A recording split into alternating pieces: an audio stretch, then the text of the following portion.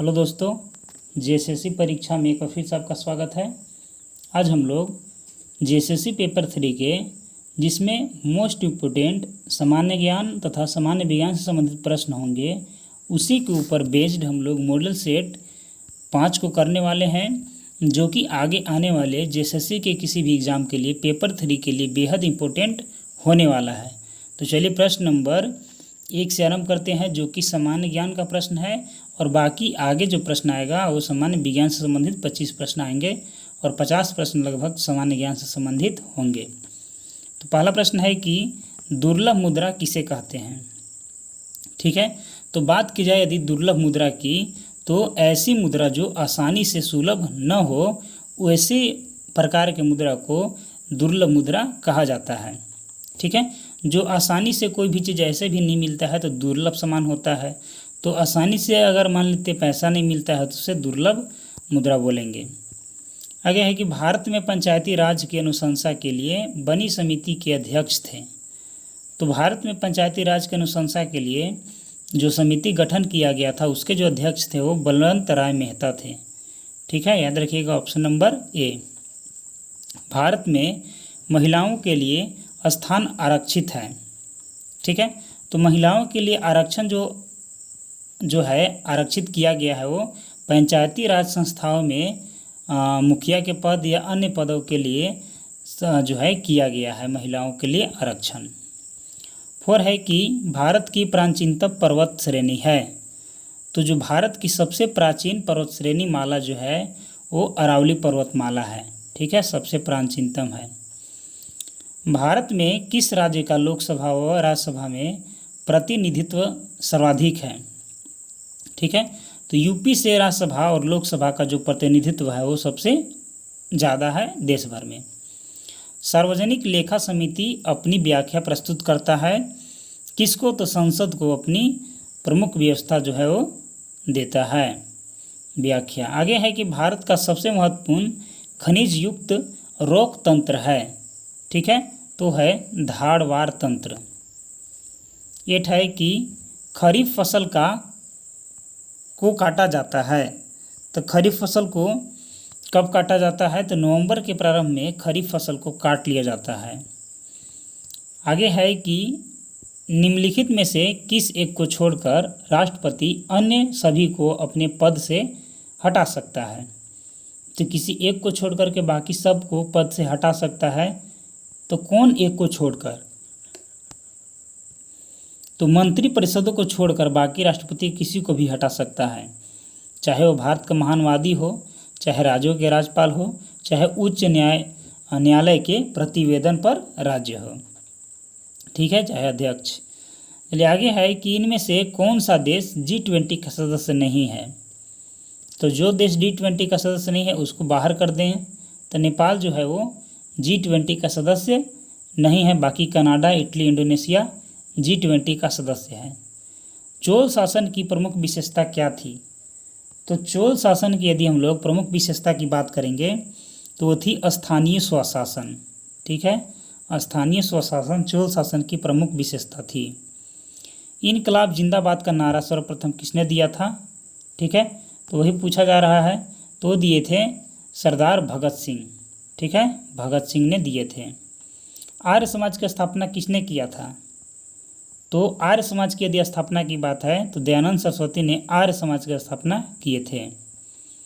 SAARC की स्थापना किस वर्ष हुआ था। तो जो सार्क है उसकी स्थापना की बात करेंगे तो 1985 में सार्क का स्थापना किया गया था। कब किया गया था, तो 1985 में किया गया था।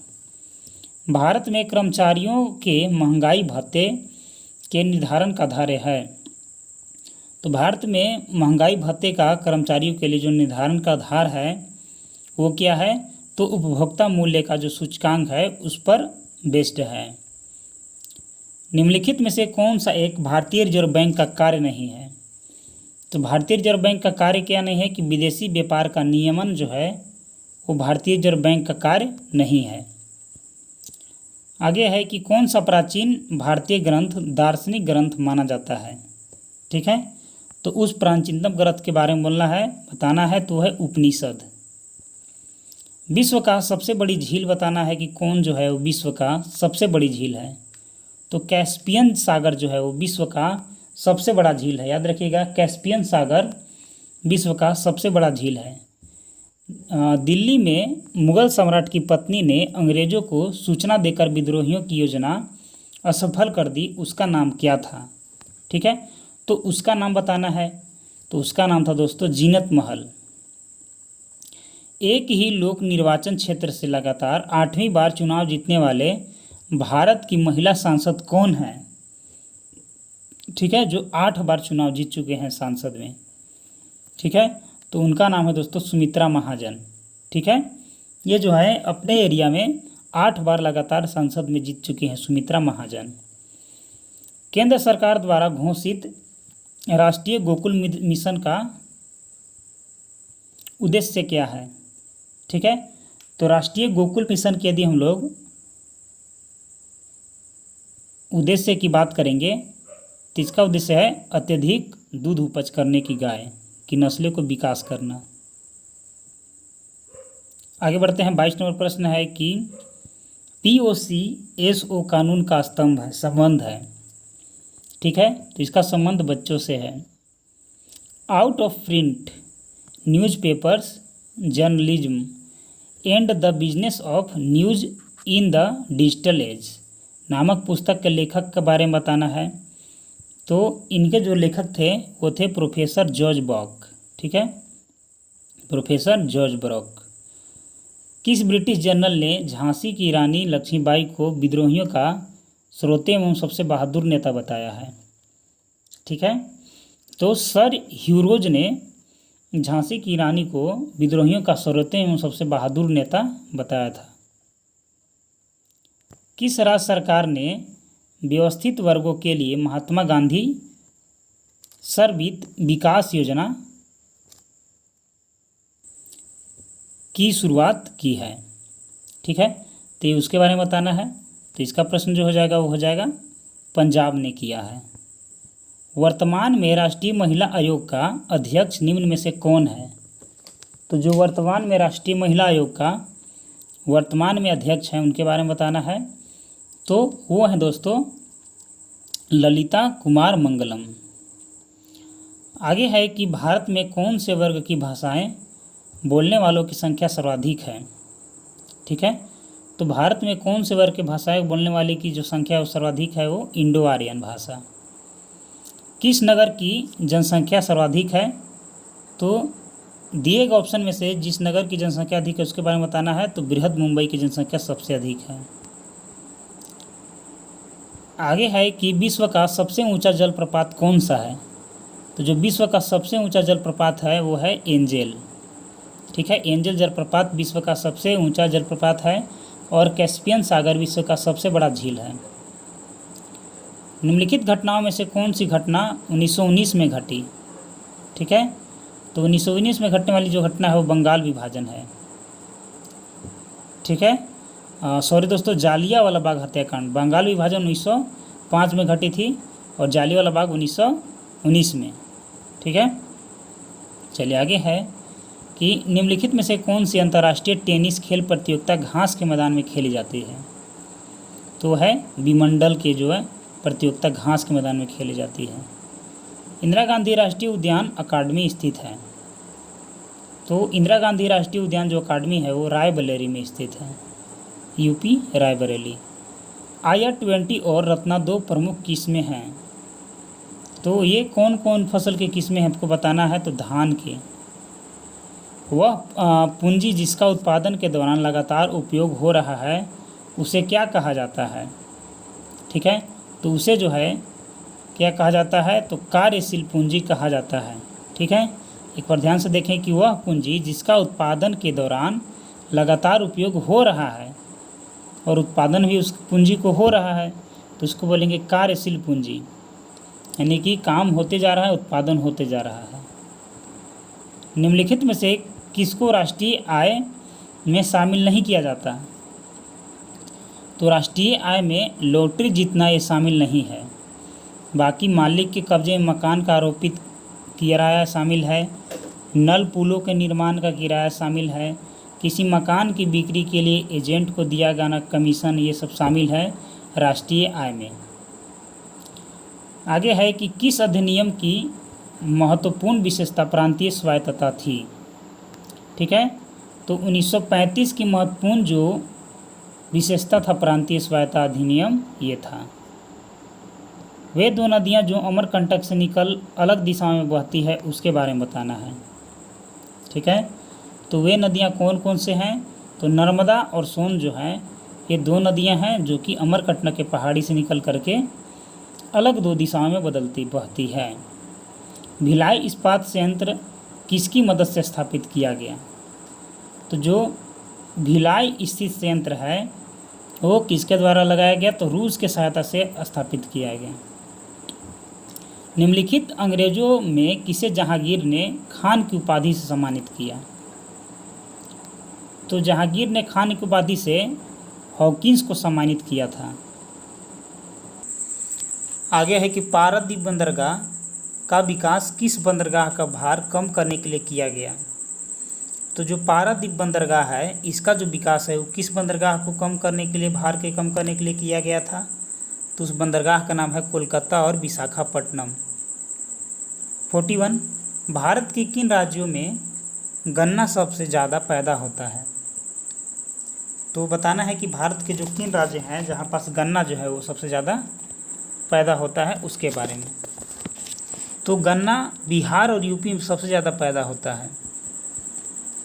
आगे है चुकर किस खेल से संबंधित है, तो जो चुकर है वो पोलो से संबंधित है।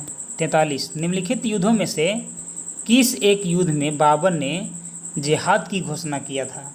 ठीक है, तो वो जो युद्ध था वो चंदेरी का युद्ध था, मेदिनी राय के विरुद्ध जब हो रहा था तो बाबर ने इसी युद्ध में जिहाद का जो है नारा दिया था। ठीक है, चलिए आगे बढ़ते हैं।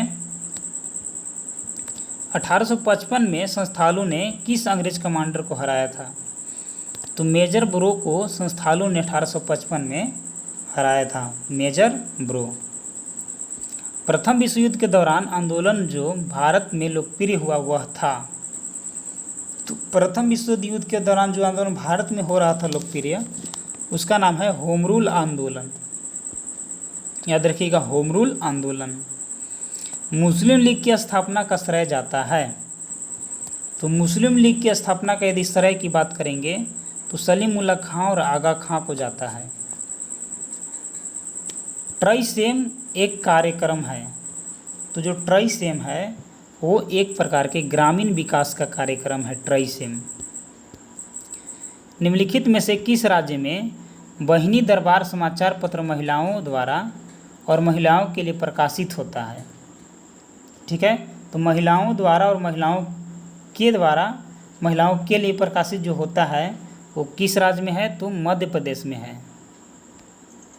49 सरकार के अनुमानों के अनुसार 12वीं पंचवर्षीय योजना में आधारभूत संरचना के लिए आवश्यक निवेश का आकार होगा, तो जो आवश्यक निवेश का जो आकार होगा वो 1000 बिलियन होगा लगभग।